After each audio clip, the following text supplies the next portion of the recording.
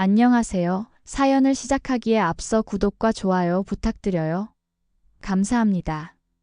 사연 시작해 볼게요. 제 이름은 김서연입니다. 29살 고아원 출신이라는 꼬리표를 달고 살아왔어요. 어릴 적 기억은 희미해요. 마지막으로 또렷하게 기억나는 건 놀이동산에서 솜사탕을 들고 있던 순간까지예요. 그 이후의 기억은 어린이 보호소와 고아원 생활뿐이죠. 네가 버려진 게 아니라 잃어버려진 거라는 걸 잊지 마. 고아원 원장님께서 항상 해주시던 말씀이었어요. 당시엔 그저 위로의 말로만 들렸지만 그 말이 진실이었다는 걸 알게 될 줄은 몰랐어요. 고아원에서 나온 후엔 여러 식당에서 일했어요. 요리하는 것을 좋아했거든요. 식당 주방에서 일하며 요리 실력을 쌓았죠. 하지만 월세와 생활비를 충당하기에는 늘 빠듯했어요. 그래서 실력을 더 키우고 더 나은 직장을 구하기 위해 요리학원에 등록했어요. 서연 씨, 요리 솜씨가 정말 좋네요. 기본기가 탄탄해요. 요리학원 원장님께서 늘 해주시던 칭찬이었어요. 그러던 어느 날 원장님이 제게 다가오셨죠. 서연 씨, 혹시 일자리 구하고 있나요? 제 지인 중에 가사 도우미를 구하는 분이 계세요. 평창동 대저택인데 숙식 제공에 월급도 250만 원이래요. 이렇게 좋은 조건이라니 눈을 의심했어요. 원장님은 계속 말씀하셨죠. 정 사모님이라고 제 오랜 단골 수강생이세요. 인품이 정말 좋은 분이라 마음 놓고 소개해드려요. 원장님의 소개로 면접을 보게 됐고 그렇게 저는 서울 강북구 평창동에 있는 대저택을 찾아갔어요. 문을 열고 저를 맞이한 분은 60대 중반으로 보이는 품이 있는 여성분이셨어요. 정 사모님이라고 자신을 소개하셨죠. 면접이라기보다는 편안한 대화에 가까웠어요. 제 요리 실력과 성격에 관해 묻고 집안일에 대한 경험도 물으셨어요. 서연 씨, 우리 집에서 일해볼 생각 있나요? 망설일 이유가 없었어요. 그렇게 저는 한강이 한눈에 내려다 보이는 평창동 대저택의 가사 도우미가 되었어요. 처음엔 긴장됐어요. 너무 큰 집이었거든요. 방도 많고 정원도 넓었죠. 하지만 정 사모님과 남편인 윤 회장님은 생각보다 소탈하고 친절하셨어요. 특히 정 사모님은 제게 늘 따뜻하게 대해주셨어요. 어떤 때는 제가 준비한 음식을 맛보시고 칭찬을 아끼지 않으셨어요. 그런 말을 들을 때마다 가슴이 따뜻해졌어요. 고아원에서 자란 저에게 이런 따뜻함은 낯설면서도 소중했거든요. 윤 회장님도 무뚝뚝한 듯 보이지만 자상하셨어요. 가끔 늦은 밤 책을 읽고 계실 때 제게도 차 한 잔을 권하시곤 했죠.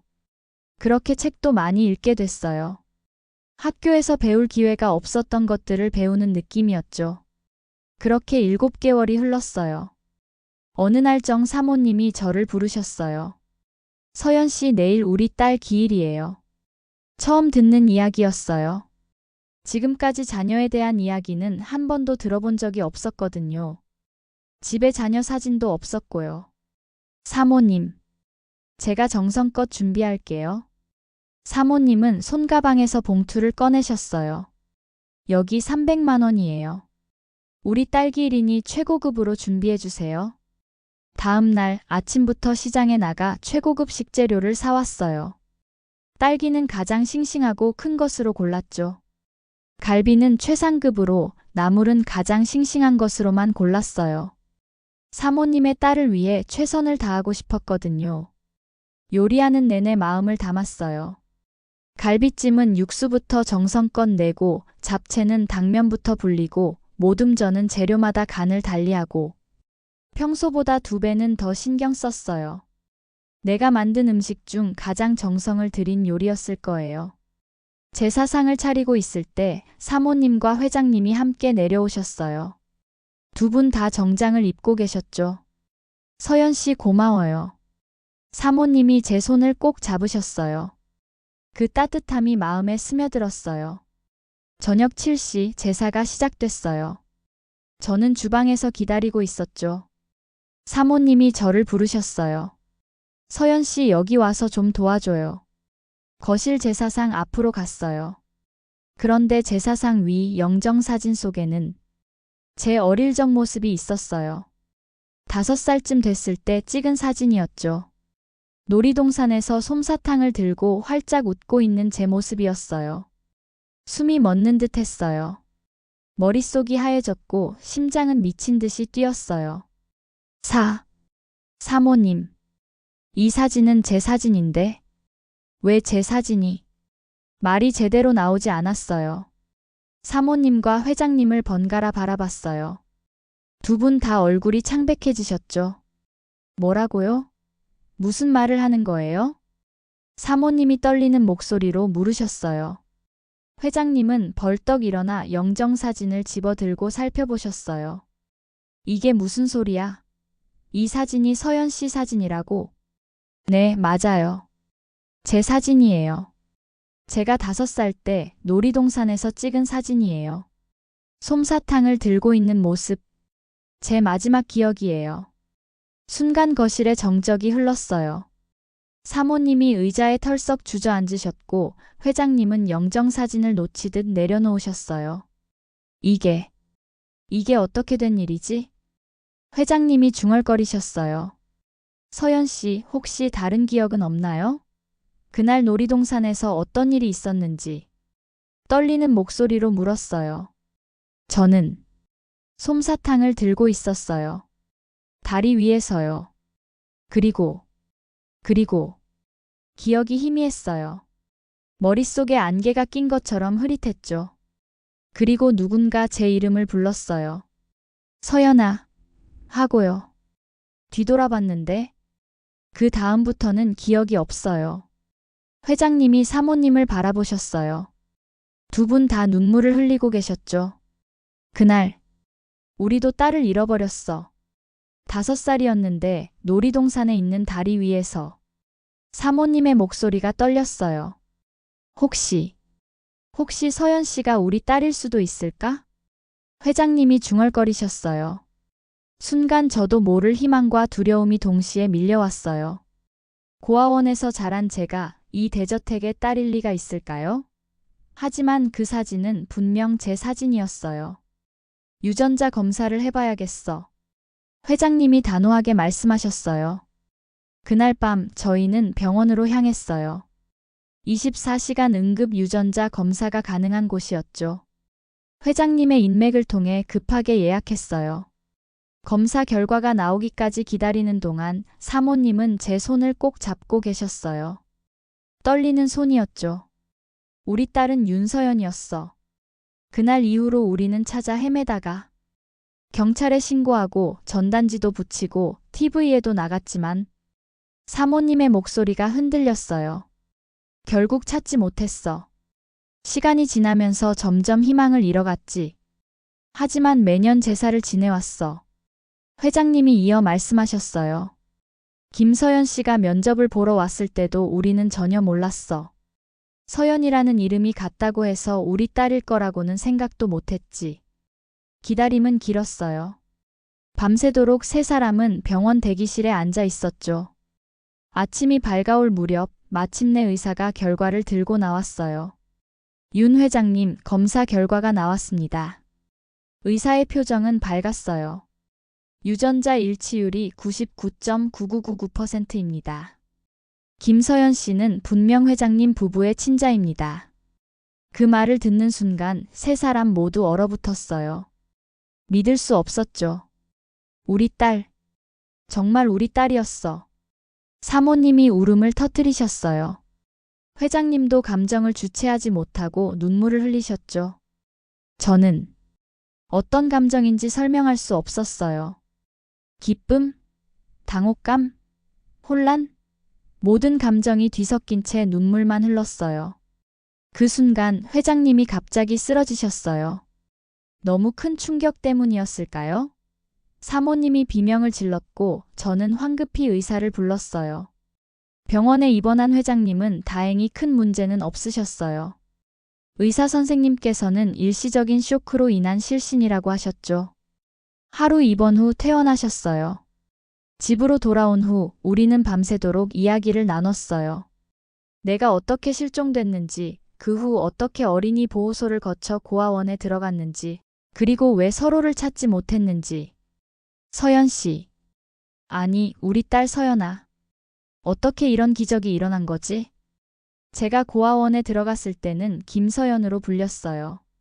그리고 경찰이 제 신원을 파악하지 못해서 잃어버린 기억들이 조금씩 떠올랐어요. 저는 한 가정에 입양됐다가 다시 고아원으로 돌아왔어요. 양부모님이 해외로 이민을 가시면서 저를 다시 고아원에 맡기셨거든요. 그 과정에서 기록이 더 꼬여버린 것 같아요. 하지만 이제 다시 만났으니 그 모든 아픔은 잊자. 우리 서연이가 돌아왔으니까. 어머니가 제 손을 꼭 잡으셨어요. 그렇게 저는 김서연에서 윤서연으로, 파출부에서 대저택의 딸로 신분이 바뀌었어요. 하지만 저는 여전히 주방에서 요리하는 걸 좋아해요. 이제는 부모님을 위해 더 맛있는 요리를 하죠. 회장님. 아니, 아버지께서는 제 방을 직접 꾸며주셨어요. 제가 좋아할 만한 것들로 가득 채워주셨죠. 하지만 가장 마음에 드는 건 벽에 걸린 가족 사진이었어요. 제가 5살 때 찍은 사진부터 최근에 세 가족이 함께 찍은 사진까지. 25년의 공백이 있었지만 그 공백을 메우려는 부모님의 사랑이 느껴졌어요. 어느 날 밤 아버지의 서재에서 낡은 일기장을 발견했어요. 호기심에 펼쳐보니 제가 실종된 후부터 아버지께서 매일 쓰신 일기였어요. 눈물이 멈추지 않았어요. 부모님의 25년간의 아픔과 그리움이 고스란히 전해졌거든요. 그날 밤 저는 아버지의 서재에서 울음을 터뜨렸어요. 아버지가 들어오셔서 저를 꼭 안아주셨죠. 서연아, 이제 울지 마. 네가 돌아왔으니까. 25년의 기다림이 끝났으니까. 어머니도 저희 옆에 앉으셨어요. 세 사람은 그렇게 밤새도록 안고 울었어요. 슬픔의 눈물이 아닌 기쁨과 감사의 눈물이었죠. 그 후 어머니는 제 이름이 새겨진 보석함을 건네주셨어요. 열어보니 아름다운 진주 목걸이가 있었죠. 이건 내가 태어났을 때 선물하려고 준비했던 거야. 20살 생일에 주려고 했는데 이제서야 줄 수 있네. 목걸이를 메어주시는 어머니의 손이 떨렸어요. 거울 속에 비친 우리의 모습이 꿈만 같았어요. 매주 일요일이면 세 식구가 모여 같이 요리를 해요. 아버지는 양파를 썰다가 눈물을 흘리고 어머니는 간을 보다가 서연이처럼은 못하겠다며 웃으시죠. 그리고 저희는 함께 식탁에 앉아 서로의 이야기를 나눠요. 25년간 놓친 서로의 삶, 서로가 지나온 시간들. 아버지는 제가 없는 동안 치매 노인들을 위한 재단을 세우셨대요. 어머니는 실종 아동을 찾는 봉사활동을 하셨고요. 두 분 모두 저를 잊지 못해 다른 아이들을 돕는 일을 하셨다고 해요. 너를 찾지 못했지만 너를 생각하며 다른 아이들에게라도 도움을 주고 싶었어. 어머니의 그 말에 또다시 눈물이 흘렀어요. 잃어버린 25년의 시간은 돌아오지 않아요. 하지만 우리에겐 앞으로의 시간이 있잖아요. 그 시간을 소중히 정성껏 사랑으로 채워나갈 거예요. 저는 부모님의 뜻을 이어받아 실종 아동을 찾는 재단에서 일하기로 했어요. 제 경험이 다른 가족들에게 희망이 될 수 있을 테니까요. 그리고 요리 솜씨를 살려 가끔 고아원에 가서 아이들에게 요리를 가르쳐요. 무엇보다 그들에게 희망을 주고 싶어요. 저처럼 언젠가 가족을 찾을 수 있다는 희망을. 그리고 이제 저는 매년 제 생일에 놀이동산에 가요. 솜사탕을 들고 부모님과 함께요.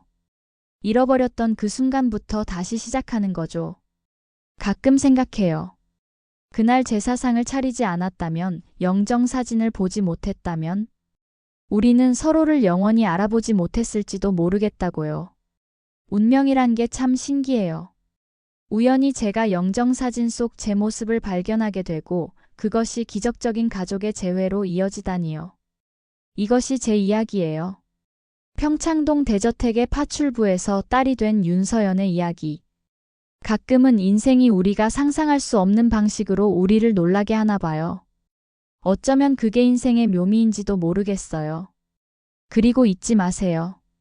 잃어버린 것은 언젠가 꼭 다시 찾게 된다는 것을. 제 긴 이야기를 끝까지 들어주셔서 감사합니다. 구독과 좋아요, 알림 설정까지 잊지 마세요.